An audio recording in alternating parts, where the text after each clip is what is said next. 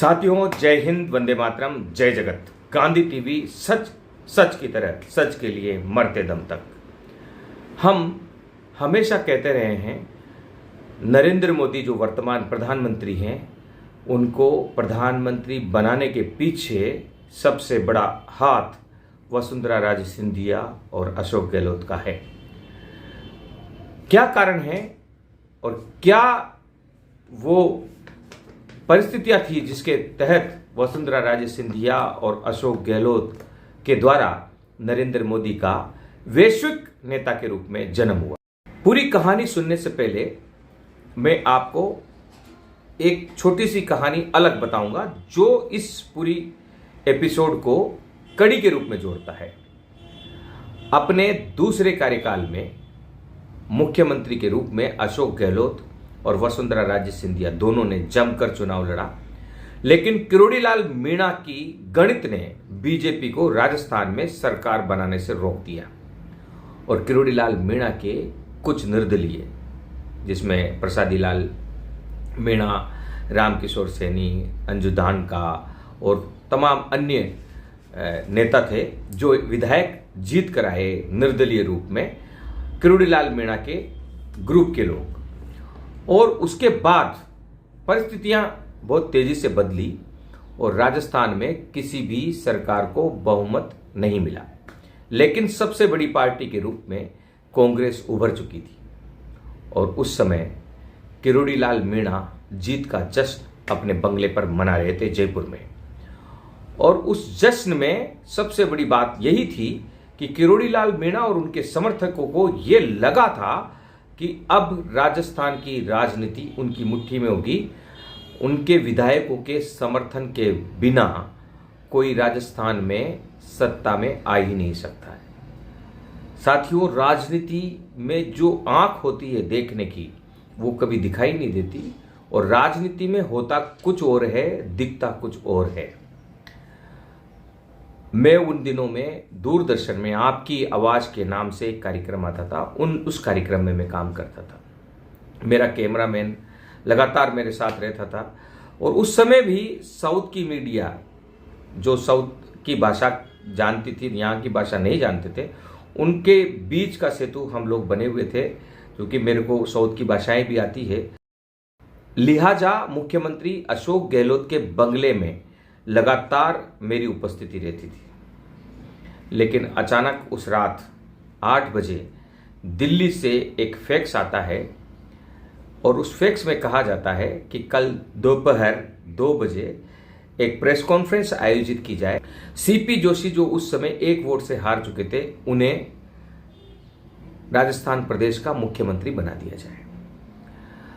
जो शिफ्टिंग थी, अचानक से वो शिफ्टिंग पूरी की पूरी शिफ्ट हो गई सीपी जोशी के मालवीय नगर के बंगले पर। अशोक गहलोत के बंगले में जो भीड़ थी, जो नेताओं की भीड़ थी, जो मीडिया का जमावड़ा था, वो पूरा का पूरा रात को 8:30 बजे इस फैक्स के आने के बाद अचानक मालवीय नगर शिफ्ट हो गया। क्योंकि हमारा ऑफिस सिविल लाइन में ही था, मुख्यमंत्री आवास के पास में ही था, तो हम शिफ्ट नहीं हो पाए और हमने सोचा कि कल सुबह कवर कर लेंगे। और मैं वापस लौट कर आया मुख्यमंत्री अशोक गहलोत के उस पुराने बंगले में जहां अभी सीपी जोशी रहते हैं। और वहां मैंने देखा कि वहां पवन सिंघोदिया, विनीत सांखला, वैभव गहलोत और उनके जो पीएस हैं सौभाग्यमल वर्मा और तमाम अन्य जो उनके परिवार के लोग हैं, उनके समाज के लोग हैं, मुख्यमंत्री अशोक गहलोत के, वे खड़े हैं। लेकिन उनके चेहरे पर मायूसी का भाव है नहीं। तो मैंने देखा कि कोई ना कोई तो कारण है कि ये मुख्यमंत्री सीपी जोशी को बना रहे हैं, फिर भी ये लोग मायूस नहीं। अब एक पत्रकार की पारखी नज़र क्या होती है कि आंखों से खबर निकालना, और वो सरस्वती की कृपा से कहीं ना कहीं हम पत्रकारों में रही है। तो मुझे उन्होंने कहा कि आप जाइए, यहाँ कुछ भी नहीं है। क्योंकि अशोक गहलोत के पारिवारिक लोग, अशोक गहलोत के जितने भी साथी हैं, वे मुझे भी अशोक गहलोत के परिवार का ही साथी मानते थे। इस तरीके से मैं उनके साथ घुला मिला रहता था। मांगीलाल पंवार उस समय महात्मा फुले समता परिषद के अध्यक्ष हुआ करते थे, तो उनसे भी अच्छा व्यवहार। अनुभव चंदेल उस समय मेरे अच्छे मित्र थे, अभी भी मित्र हैं, तो उनके साथ घुला मिला हमेशा रहा। तो मैंने उनसे कहा कि क्या मामला है, तो उन्होंने कहा कि यार आप पत्रकारों को तो यहाँ अलाउ ही नहीं है, आप जाइए घर। कुछ थोड़ा सा मायूसी तो होती है। देखो, सच को सच की तरह पेश करना है। दिल में कहीं ना कहीं अशोक गहलोत के गांधीवादी छवि के कारण मैं हमेशा अशोक गहलोत का समर्थक रहा हूं, क्योंकि वे वाकई गांधीवादी व्यक्ति हैं। तो दिल में थोड़ी सी ठेस पहुंची कि यार ये गांधीवादी व्यक्ति मुख्यमंत्री नहीं बन रहा, पता नहीं देश की जनता का, प्रदेश की जनता का क्या होगा। तो मैं भी मायूस सा अपने ऑफिस, अपने घर पहुंचा सिविल लाइन, लेकिन मुझे नींद नहीं आई और रात को 2 बजे उठकर मैं वापस उस बंगले पर पहुंचता हूं। तो मैं क्या देखता हूं कि रात को 2 बजे भी ये लोग मुस्तैद खड़े हैं। अनुभव चंदेल, वैभव गहलोत, विनीत सांकला, पवन सिंघोदिया, मांगीलाल पंवार और सौभाग्यमल वर्मा और तमाम उनके मुख्यमंत्री अशोक गहलोत के खास लोग, जो उनके सुख और दुख में समान रूप से छाया की तरह साथ रहे हैं। तो मैं सोचता हूँ यार, जब ये मुख्यमंत्री नहीं बन रहे तो रात को हो सकता है इनको नींद नहीं आ रही हो, खड़े हों, लेकिन उन्होंने कहा कि नहीं, आप अलाउ नहीं है। तो मैंने कहा यार मेरे पास कैमरा तो है नहीं, क्योंकि मेरा कैमरा तो जा चुका था। मैंने कहा मेरे पास कैमरा तो है नहीं और मैं ऐसे ही चुपचाप खड़ा रह जाता हूँ। तो फिर उन्होंने कहा बड़ी मुश्किल से कि ठीक है, आप चुपचाप शांत खड़े रहना। खड़े खड़े मुझे लगा कि कुछ न कुछ अंदर चल रहा है, तो मैंने उनसे ऐसे ही पूछ लिया। मैंने कहा यार अंदर क्या चल रहा है ये तो बताओ। तो उन्होंने कहा कि किरोड़ी लाल मीणा के समर्थन से जीते हुए विधायक अंदर बैठे हैं, 5 विधायक हैं और वो साहब से बात कर रहे हैं। तो फिर मेरा पत्रकार मन जागा और मैंने खबर निकाली।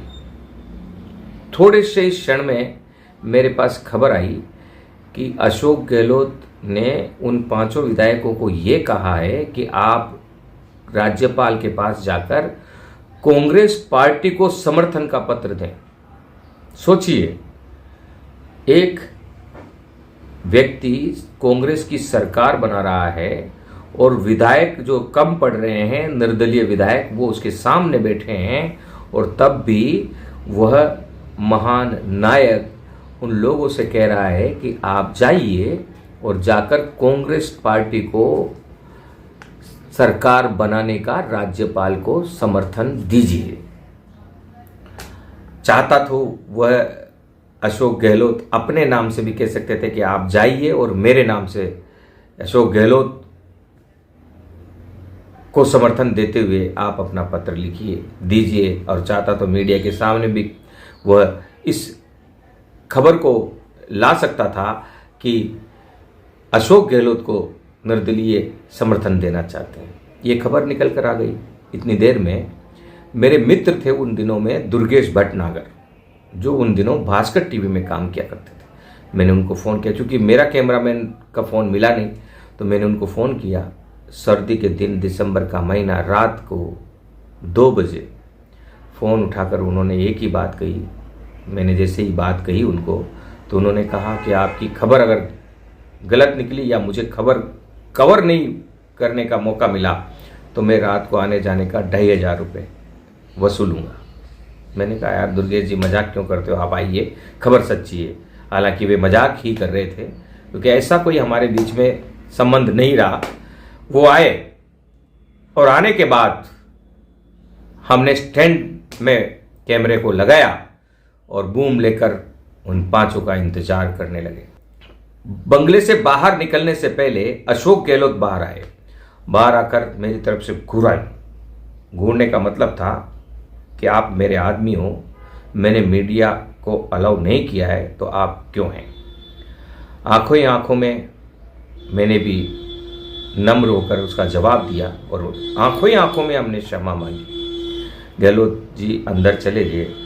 वे एक एक करके निकलते रहे और 2 ही सवाल मेरे जहन में आए।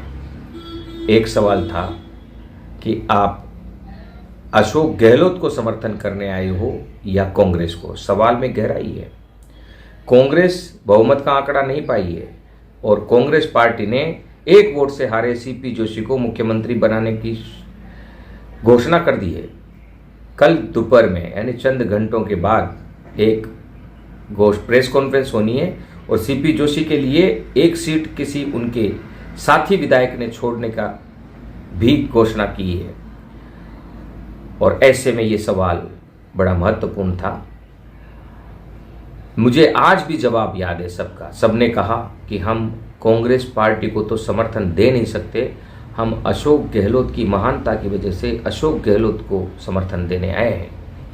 आज भी मुझे पता है रामकिशोर सैनी जो उस समय मंत्री थे, गहलोत सरकार में मंत्री बने, वे बीजेपी छोड़कर आए थे और उन्होंने साफ कहा था कि मैं बीजेपी विचारधारा का हूँ, मैं कांग्रेस को समर्थन कभी नहीं कर सकता। हाँ, अशोक गहलोत को मैं समर्थन करता हूं और अशोक गहलोत को ही करता रहूंगा। दूसरा सवाल मेरा ये था कि अगर अशोक गहलोत को मुख्यमंत्री नहीं बनाया तो उन सब ने, प्रसादी लाल मीणा को मैं आज भी याद करता हूं, उन्होंने कहा था कि हम हमारा समर्थन वापस ले लेंगे। सभी का यही जवाब था।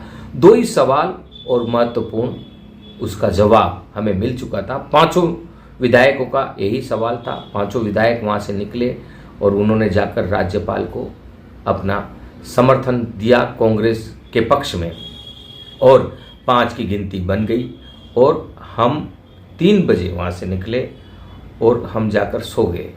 खबर चल चुकी थी, लेकिन खबर रातों रात इस तरीके से चल चुकी थी कि बाकी जो विधायक थे बचे हुए, सुबह जब 8 बजे हम उठे और हमने टीवी खोला तो टीवी में खबर चल रही थी कि राजस्थान के निर्दलीय विधायकों ने अशोक गहलोत को मुख्यमंत्री बनाने की शर्त पर कांग्रेस को समर्थन किया। वह प्रेस कॉन्फ्रेंस रुकती है और 2 दिन बाद अशोक गहलोत मुख्यमंत्री बनते हैं। खेल बड़ा निराला है और बिल्कुल मतलब आप जा रहे हैं और आप चावल के दाने के बराबर दूरी पर आपकी किस्मत बदकिस्मती से सौभाग्यशाली किस्मत में बदल सकती है। ये सृष्टि का खेल है और अशोक गहलोत ने कभी न तब न बाद में हमें कोई तवज्जो दी। जबकि कोई और मुख्यमंत्री होता तो बुलाता, बिठाता और कहता कि तुमने मेरे को मुख्यमंत्री बनाया, क्योंकि अशोक गहलोत को कभी मुख्यमंत्री बनने की चाहत थी ही नहीं। अगर होती तो उस रात वे सभी मीडिया को बुलाते और इस पूरी जो 5 लोगों की टीम थी, इनको गवर्नर को समर्थन देने से पहले मीडिया के सामने पेश करते हैं। हम भी कोइंसिडेंटली, ईश्वर को मैं धन्यवाद देता हूँ कि इतनी बड़ी बड़ी खबरें कवर करने का मौका एक छोटे से पत्रकार को उसने दिया है और अब लोगों की भलाई में यह पत्रकार गांधी टीवी के रूप में आपके सामने है। हम सच्चाई पेश करते हैं और सच को सच की तरह पेश करने का जज्बा रखते हैं और इसीलिए कह रहे हैं कि नरेंद्र मोदी को प्रधानमंत्री बनाने में, नरेंद्र मोदी को वैश्विक नेता बनाने में राजस्थान की पूर्व मुख्यमंत्री वसुंधरा राजे सिंधिया और अशोक गहलोत का रोल रहा है। अब आ जाइए दूसरे पार्ट में। अशोक गहलोत मुख्यमंत्री बन जाते हैं। इस बीच आग की तरह एक बहुत बड़े उद्योगपतियों की लॉबी में एक बात फैल जाती है कि एक दक्षिण के केरल के रहने वाले एक छोटे से पत्रकार ने ऐसा जादू किया कि रातों रात सीपी जोशी मुख्यमंत्री की लाइन से बाहर हो गया और अशोक गहलोत मुख्यमंत्री बन गए। कौन है ये पत्रकार? इसको ढूंढा जाए। मुझे ढूंढा गया और वो जो लॉबी थी, उस लॉबी में जो मेरे जानकार थे उद्योगपति, वे सतीश सिंगोदिया थे। श्री कृष्णम प्रोजेक्ट के मालिक हैं और गोवा में उनका काजुओं का देश का सबसे बड़ा बिजनेस चलता है और बहुत बड़े बिजनेसमैन हैं, उद्योगपति हैं और सुलझे हुए व्यक्ति। उन्होंने मुझसे कहा कि आप आइए हमारे ऑफिस में, बैठिए, आपसे बात करेंगे। धार्मिक प्रवृत्ति के व्यक्ति, मुझे धार्मिक प्रवृत्ति के व्यक्तियों से दोस्ती करने में बड़ा अच्छा लगता है। अधार्मिक और अय्याशी टाइप के लोगों से मैं हमेशा दूर रहता हूँ। शायद कोई ना कोई कारण है, स्वाभाविक हो या अस्वाभाविक हो, अच्छे लोगों से दोस्ती करेंगे तो हम आगे बढ़ेंगे, हमेशा मजबूत रहेंगे। उन्होंने बुलाया और बुला के कहा, मैं इसलिए चला गया कि वे माली थे, मैं जानता न था कि उनके पीछे क्या बैकग्राउंड है, क्या कारण है। मैं इतना सा समझ पा रहा था कि अशोक गहलोत के लोग हैं और अशोक गहलोत के लोग हैं तो हमें बुलाया है, हमें जाना है, तो हम चले गए। ये जो 5 विधायकों को लेकर आने में भी उनका कहीं ना कहीं रोल रहा, तो मैं भी चला गया। बात करते रहे, करते करते उन्होंने एक बात कही कि अनीश जी, एक बहुत बड़ी जिम्मेदारी हम आपको देना चाहते हैं। मैंने कहा, यार मैं पत्रकार हूँ, मैं कौन सी जिम्मेदारी आपकी निभा पाऊँगा, और बड़ी जिम्मेदारी क्यों कि नहीं, आपने साहब की बहुत मदद की है और साहब आपकी बात को टालेंगे नहीं।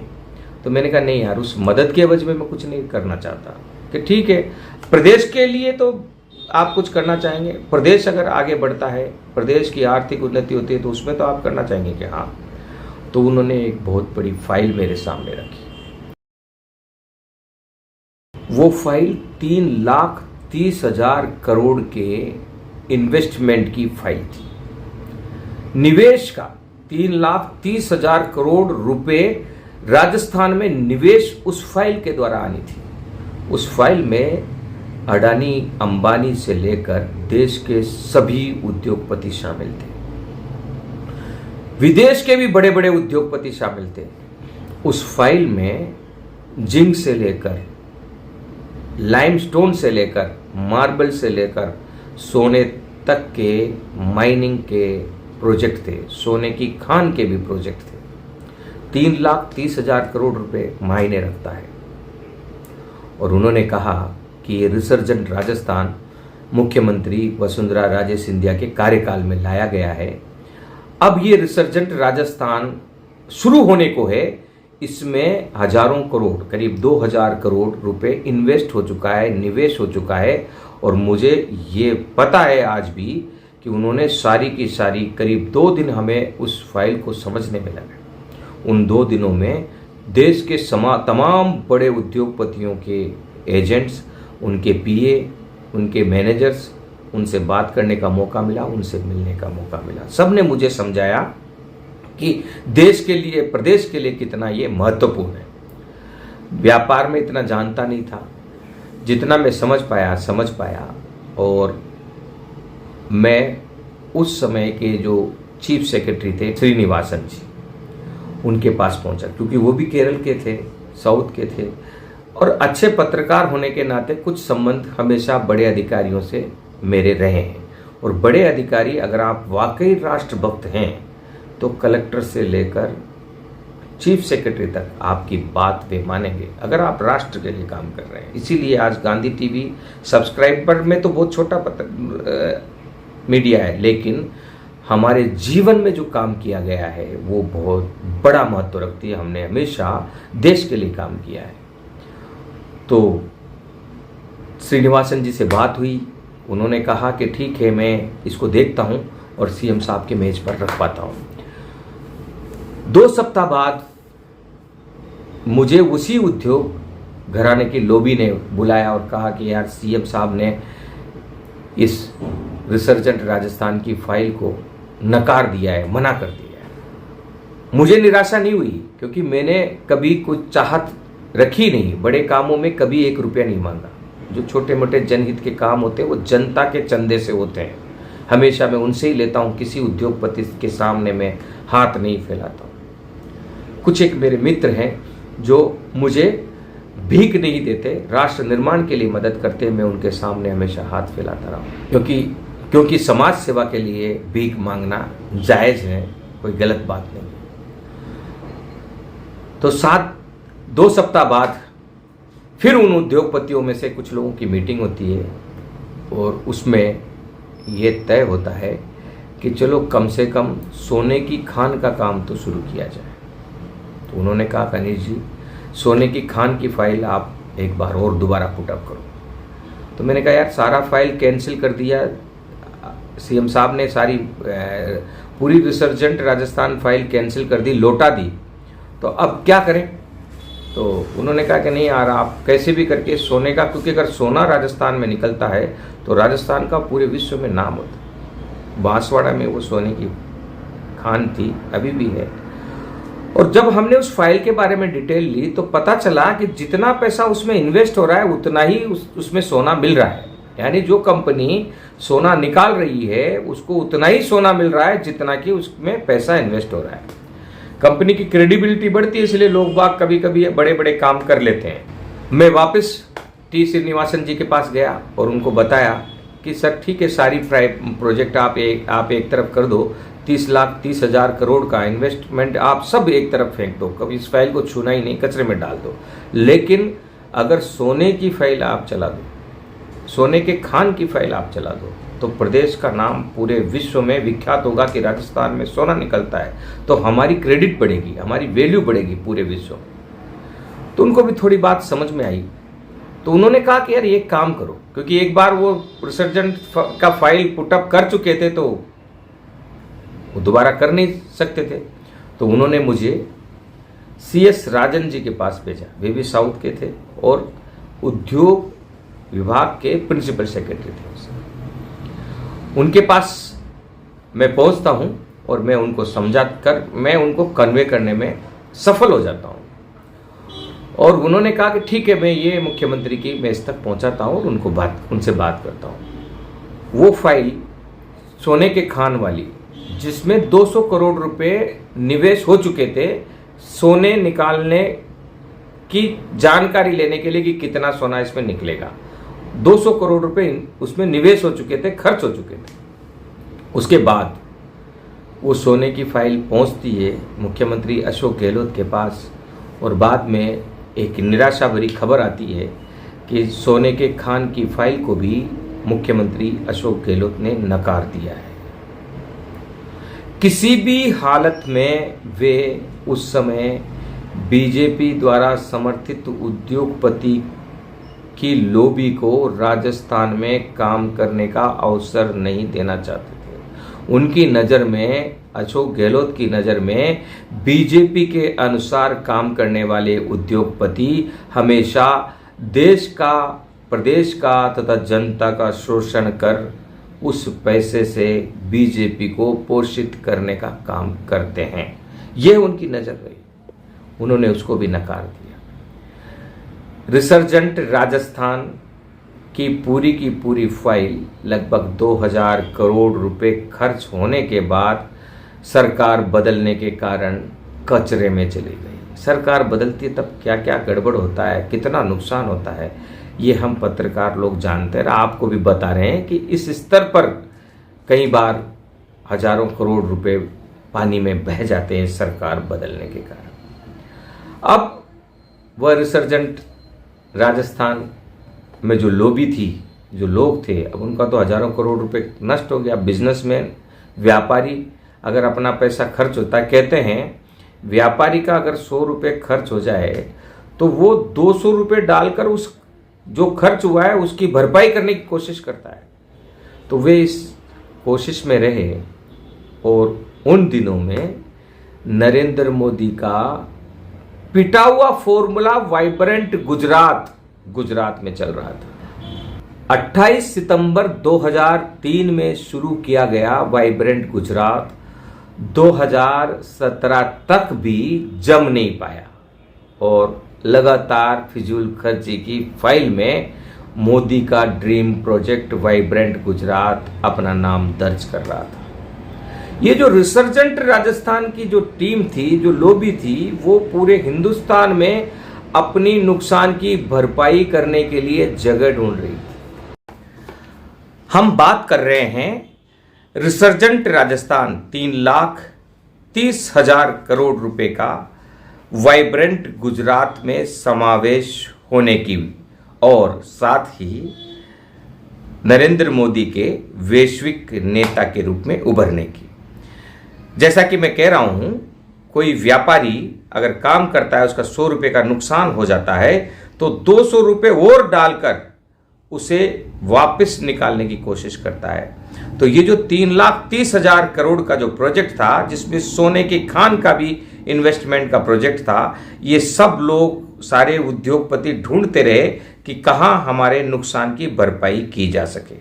28 सितंबर 2003 को शुरू हुआ वाइब्रेंट गुजरात में मजबूती से आगे नहीं बढ़ रहा था।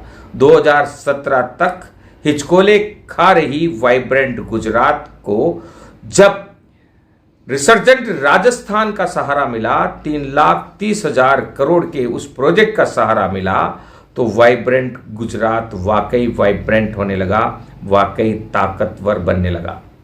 और उसी के साथ नरेंद्र मोदी को उनके पुराने साथी रहे, शेयर मार्केट की पूरी बारीक जानकारी रखने वाले अमित शाह का सहारा मिला, और अमित शाह के पुराने साथी रहे अडानी का सहारा मिला।